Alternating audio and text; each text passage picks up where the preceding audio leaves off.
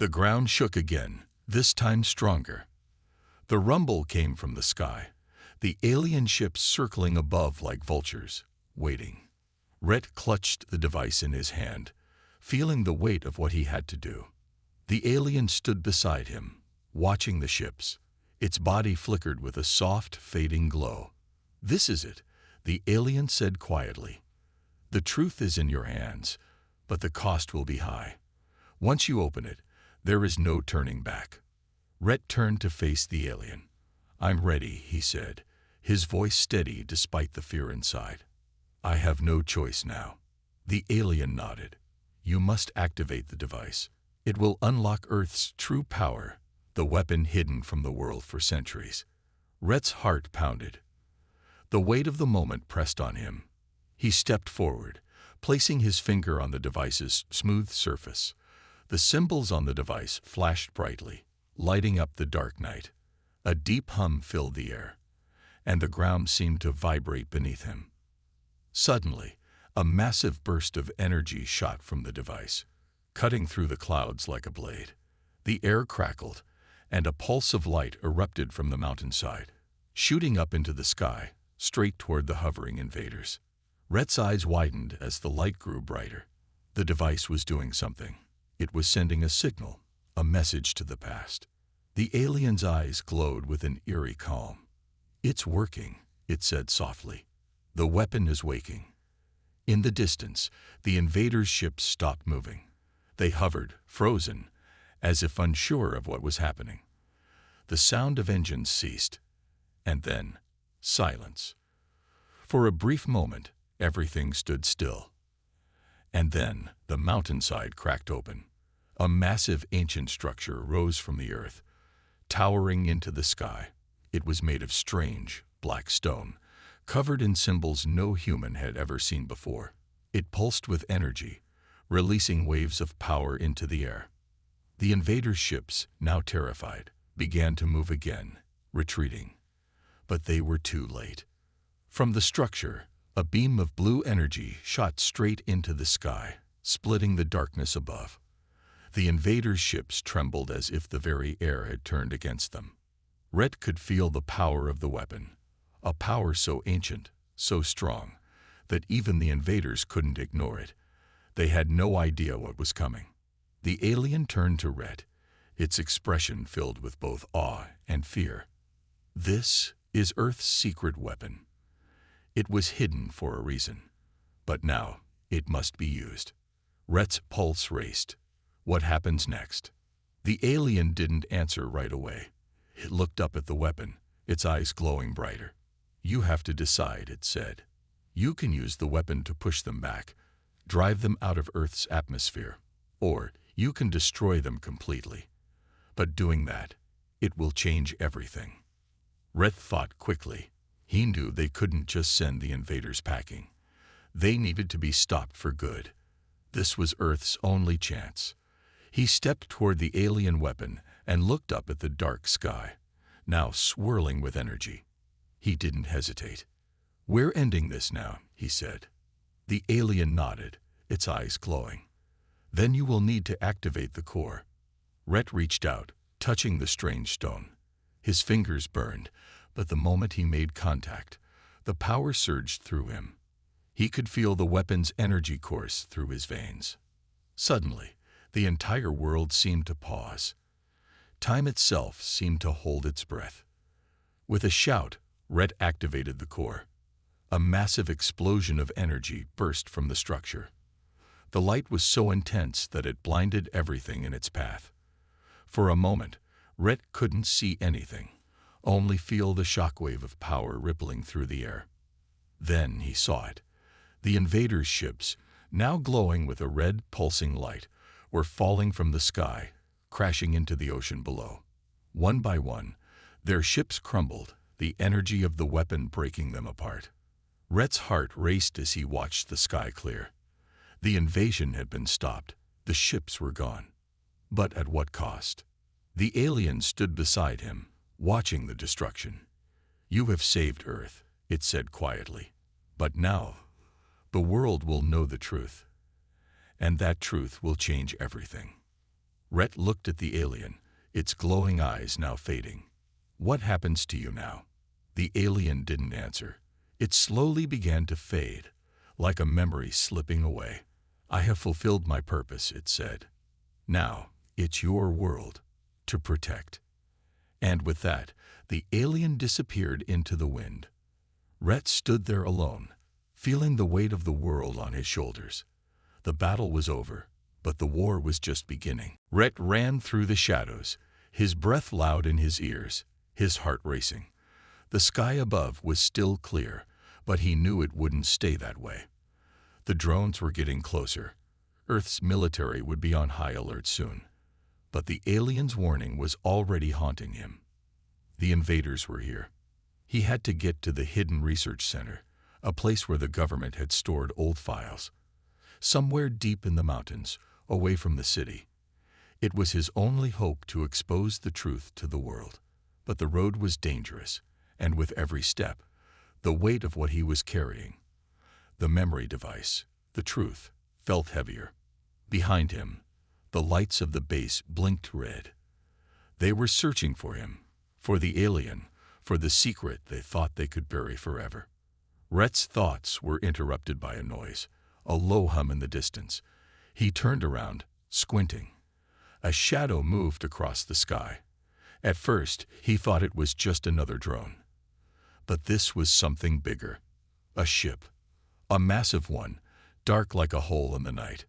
It passed over him, nearly invisible, its outline barely seen through the clouds. It didn't make a sound, but the air around it seemed to shimmer with heat. "Impossible," Rhett whispered. The ship was unlike anything Earth had ever seen. Too fast, too silent. He had no idea how it had entered Earth's atmosphere without being detected. But he could feel it. Something was coming. Something huge. Rhett sprinted down the path, dodging trees and rocks. But as he looked up, he realized the ship wasn't alone. Another one appeared, then another. They were surrounding Earth, forming a perfect circle. There were no alarms, no warnings. The world was asleep. But not for long. The ground trembled beneath his feet. Then came the sound, the loud, deafening roar of an explosion. Far in the distance, the horizon lit up with fire. It was the military base, the one closest to the mountains. The invaders had struck. He stopped in his tracks. The explosions were just the beginning. The ships dropped low, their shadows swallowing the land beneath them. They weren't here just to observe. They were here to take, destroy, conquer. Rhett looked at the glowing device in his hand. "I can't let them do this," he said through gritted teeth. But he knew that exposing the truth would only make things worse. The world would never be ready for it. Not like this. Not while the invaders were here. The air grew heavy with the sound of engines, of movement, of destruction. The invaders were coming closer. Their ships turned the sky into a battlefield. Then, just as Rhett was about to step forward, he felt something behind him. The familiar, cold energy that made his blood freeze. The alien. It was there, standing in the shadows, its eyes glowing faintly. Slowly, it walked toward Rhett. Its body was still weak, but there was a strength in its movement, a calm that Rhett couldn't understand. "They've started," the alien said, its voice low but clear. "The invasion is here." Rhett nodded, feeling the weight of the moment. "I can't stop them. Not by myself. Not in time." The alien raised its hand. "You can. You must." Rhett frowned. "How? How can I fight these things? They're too strong."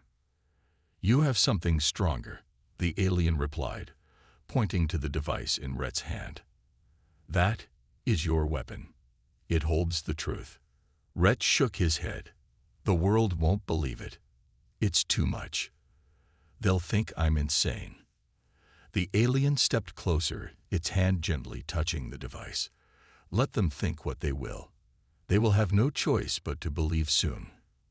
Rhett felt a sudden, sharp pull in his chest. The device, it wasn't just information. It was a key. a key to unlocking something buried deep within Earth itself. A plan, a secret, a power that had been hidden for centuries. Rhett looked back at the sky. The ships were getting closer. He couldn't wait any longer. "All right," he said, turning back to the alien. "Let's expose the truth, once and for all." The alien nodded, and for the first time, Rhett saw something like hope in its eyes. Then it raised its hand, pointing upward. "Prepare," it said, "for the stars to speak." He looked at the group of officers, all armed, ready to take him by force. His mind raced. There had to be another way out. Before he could make a move, another voice echoed through the room. "Let him go." Rhett turned to see the alien, its body flickering with the same soft glow he had seen before. It was weak, its form unstable, but it was there. The officers froze, their eyes widening in disbelief. "Is that?" one of them whispered. The alien's voice was low, but filled with authority. "The weapon you seek is not yours to control. The truth has been revealed. And now, the consequences will follow." Rhett took a step back, his heart pounding in his chest. He had thought the alien was gone, but now it was back, and it was clear that it wasn't just here to warn him. It was here to stop the military. The alien turned to Rhett, its glowing eyes locking with his.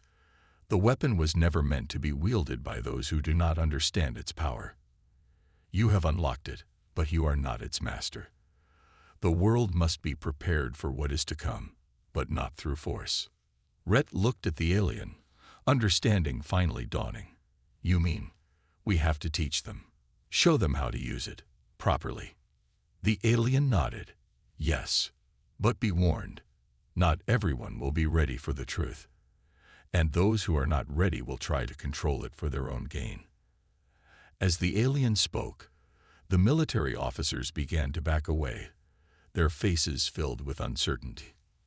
They didn't know what to make of the situation. The power that had just been unleashed was beyond anything they had prepared for.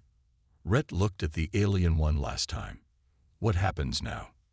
The alien looked toward the horizon, where the last remnants of the invader ships had fallen. "Now we prepare. The consequences of this truth will unfold, and Earth must be ready to face them." The night air on Zarnok 6 was thin and sharp. A strange wind howled across the rocky hills. The human team stood outside their base, staring into the dark horizon. They didn't speak much. 5 signals, all moving straight toward them.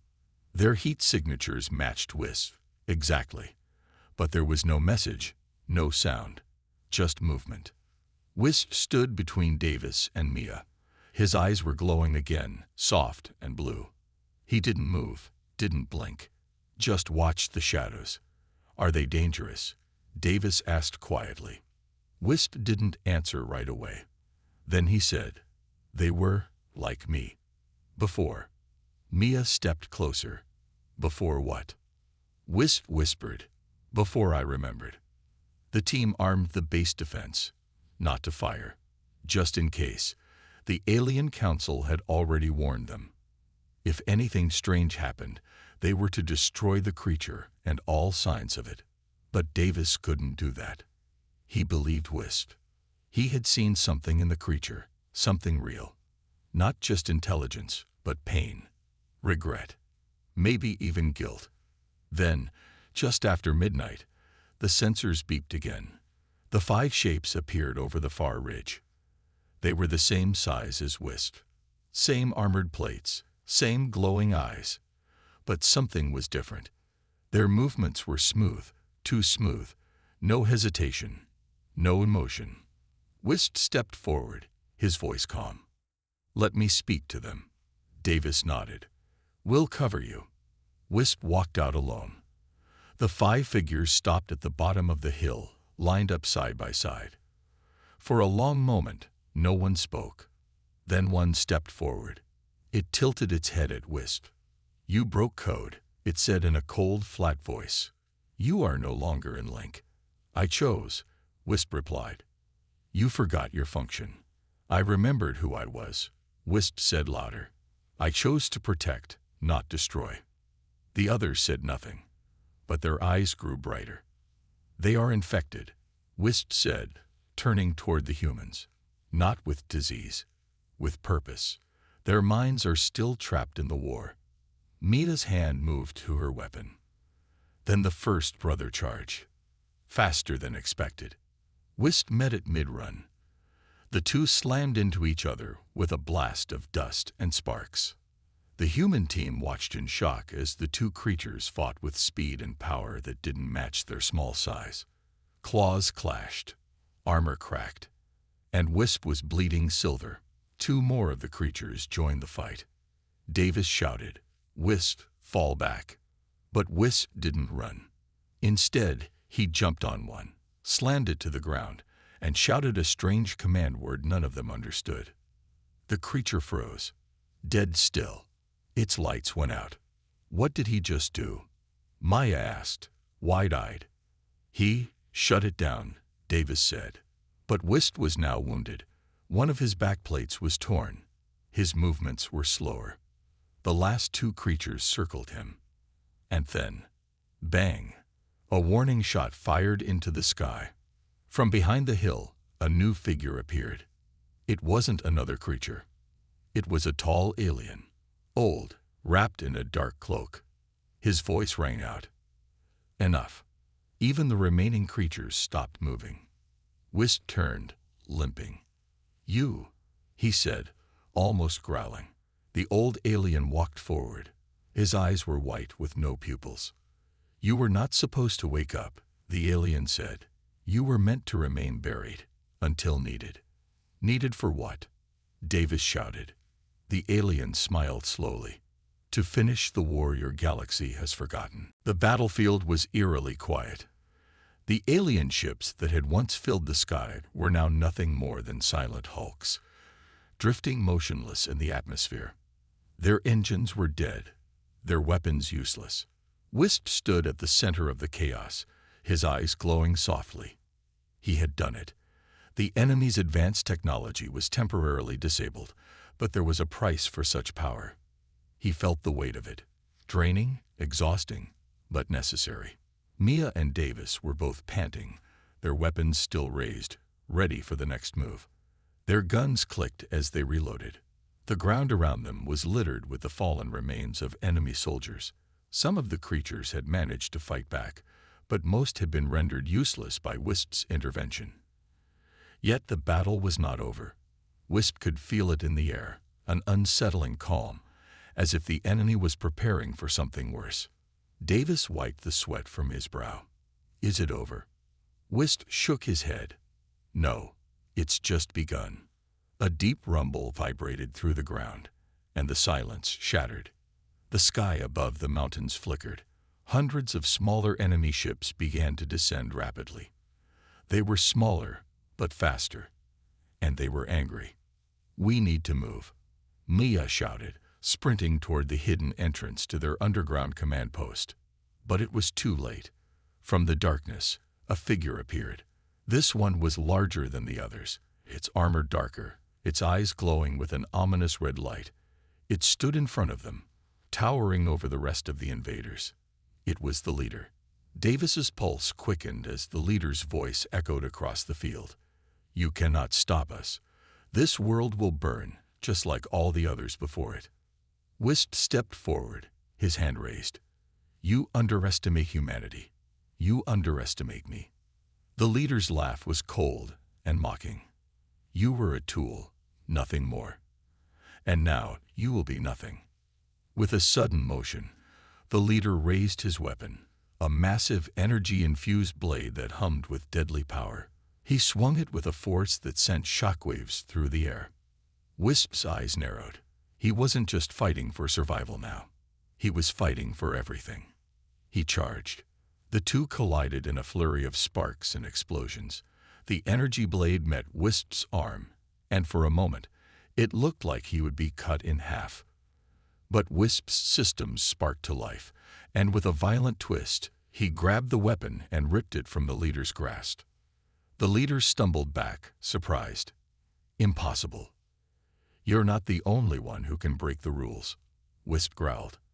Mia and Davis weren't standing idle. They sprinted forward, covering Wisp as he continued to battle the leader. "Stay focused," Mia shouted. "We can't let up." Davis aimed his weapon at the enemy soldiers approaching from the left, taking them down one by one. But the leader wasn't done yet. He pulled out another weapon, a pulse cannon. The leader raised it at Wisp, his finger hovering over the trigger. "No," Davis shouted, pushing Wisp to the side just as the cannon fired. The blast hit the ground, sending a shockwave that threw both humans to the ground. Mia gritted her teeth, struggling to stand. Wisp was back on his feet. His body was damaged, but his eyes burned with determination. He moved toward the leader, slowly but surely. "This is not your fight anymore," Wisp said, his voice steady. The leader raised his cannon again, but it fizzled out. The energy was gone.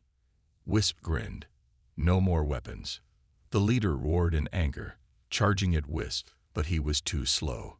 With one swift movement, Wisp grabbed the leader's neck and slammed him to the ground. "This ends now," Wisp said, his voice a cold whisper. With that, the leader's eyes faded, and his body went still. The remaining enemy soldiers paused, stunned. They saw their leader defeated, and their confidence shattered. The silence that followed was heavy, almost unbearable. But it wasn't over. The battle was won, but the war was far from finished. Mia and Davis stood up, breathing heavily but alive. They walked toward Wisp, who stood over the fallen leader. "You did it," Davis said, voice low with awe. "No," Wisp replied. "We did it." The ground shook again, but this time, it wasn't from the enemy. It was something else, something that made the team pause, looking up. In the distance, rising from the mountains, was a massive, glowing beacon. The signal. "They're calling for backup," Maya said, looking at the light in horror. "They won't stop," Davis said, clenching his fists. "They'll keep coming." Wisp looked at them, his expression unreadable. "Then we fight, and we never stop." The glow from the alien beacon grew brighter. The ground trembled again, but this time, it wasn't from the enemy ships. It was the reinforcements. Davis gripped his rifle tighter. He looked at Mia, whose face was set in a hard expression, and then turned to Wisp. "We can't stop them all." Wisp nodded.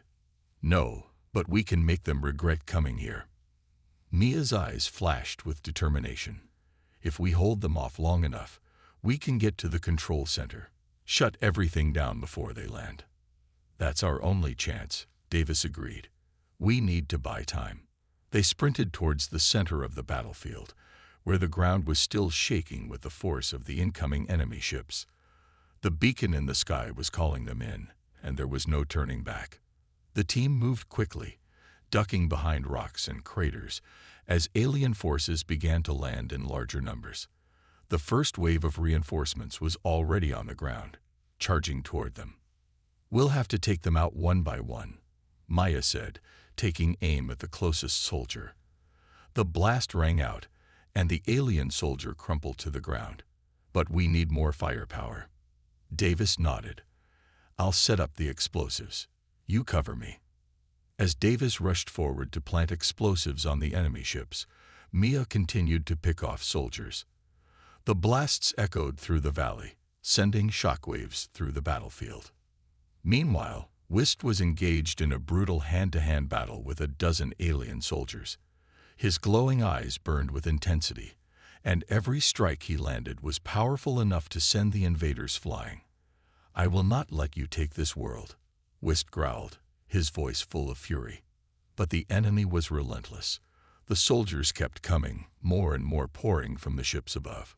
Davis finished setting the explosives and signaled to Mia. "We're ready. We just need to hold them off long enough for the timer to count down."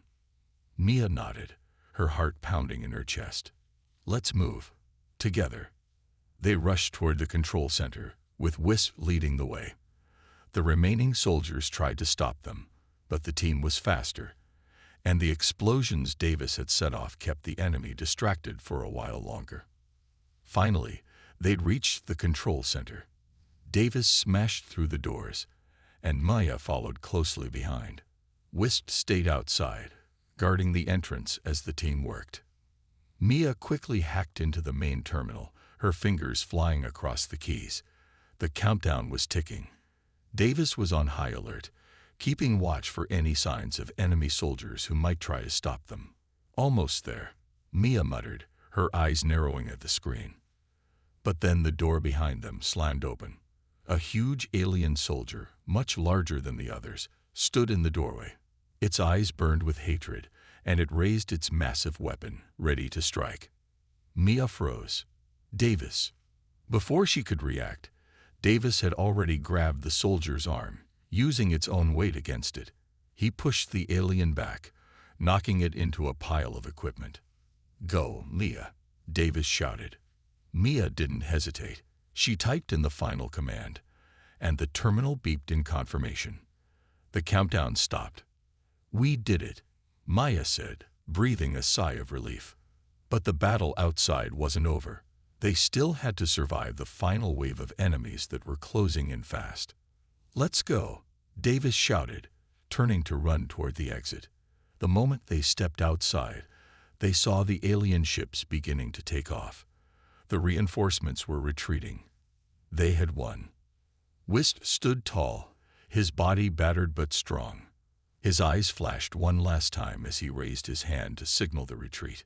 "They're leaving," Wisp said, his voice calm. "We've won." But the victory wasn't without its costs. The battlefield was littered with the bodies of fallen soldiers. Not all of them had survived. Mia looked around, seeing the destruction all around them. "It's over. For now," Davis said quietly. "But we have to stay prepared. They'll come back." Wisp nodded, his expression unreadable. "Then we will be ready." The team stood together, staring at the sky as the last of the alien ships disappeared into the distance. Zarnak 6 was safe. For now. But humanity had learned a valuable lesson. They were not weak. They were not helpless. And as long as they stood together, no alien force could ever defeat them. Rhett didn't sleep that night. He sat beside the alien, reading old hidden files he had stolen years ago, classified documents, denied reports, and ancient cave drawings forgotten by modern science. The deeper he looked, the clearer the truth became. This alien, this exile, had been to Earth before, a long time ago. And Earth knew it. The files spoke of strange sightings across human history, glowing figures helping early tribes, sky fires protecting small villages, a being with golden eyes and a mark like a flame. Rhett looked at the alien, now asleep in the workshop's corner. "It was you," he whispered. The exile stirred but didn't wake. Rhett kept digging. One report chilled him to the bone. Project Silent Star, top secret. Earth's government made contact with an alien race, not friendly, not peaceful, but they made a deal. In return for protection from a bigger threat, Earth would stay quiet. No rescue missions, no strange signals, and if anything from the past returned, like the exile, it would be captured or killed. Rhett's hands shook. We sold our future to monsters. He didn't know what to do. If he told the world, they'd erase him. If he stayed silent, those creatures would arrive in less than 2 days. And no one was ready. The alien woke with a pained sound. Rhett rushed over. Its skin was glowing again, but now it flickered, like a dying star. "You're burning out," Rhett said. "You need help." The alien looked at him and shook its head. "Not me," it said weakly. "You." Rhett frowned. "Me?" The alien placed a small device in his hand. It was round, metallic, and warm. Symbols glowed on its surface. "Show, truth," it whispered. Suddenly, the device lit up and beamed images into the air, moving pictures of long ago times. Humans, scared and hungry, hiding from beasts. Then the exile appeared, standing tall, lifting fire from its hand, protecting them, teaching them, building with them. And behind it, shadows, dark ships, clawed machines, the same shapes from the alien star map. The invaders. Rhett watched the story unfold. The exile fought them once, saved Earth, and then vanished. But it wasn't gone. It had been hiding, running, from the same enemies who were now returning. The last part of the vision showed Earth from space. A red dot blinked on the planet's surface. A signal. "It's already too late, isn't it?" Rhett asked. The alien nodded. Then came the sound, metal scraping. A warning light flashed red. Movement detected near base perimeter. Rhett jumped to his feet. He checked the camera feed. 3 unknown drones hovered outside, scanning the ground.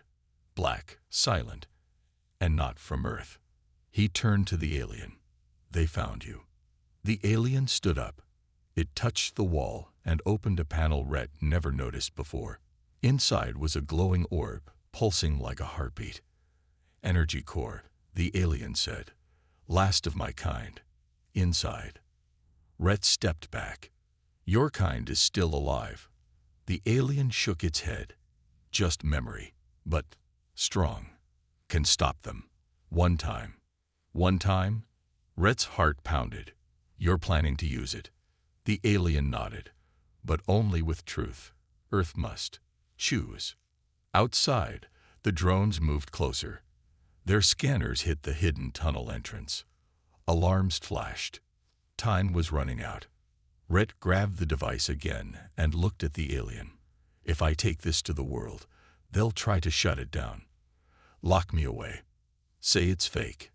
The alien placed a hand on his shoulder. "Then run faster." The screen blinked again. "Unauthorized base forces approaching. ETA. 10 minutes. They're coming for both of us," Rhett said. "No," the alien replied quietly. "They're coming for me." Then it smiled, tired but kind. "You must go." Rhett hesitated. His legs didn't want to move. But deep inside, he knew the alien was right. He packed the memory device, grabbed a data stick with everything he'd learned, and turned to the exit. As he climbed the tunnel stairs, he looked back one last time. The exile stood in the middle of the room, glowing brighter now, ready to face what came next. Rhett whispered, "I'll tell them the truth." The alien didn't answer, but it didn't need to.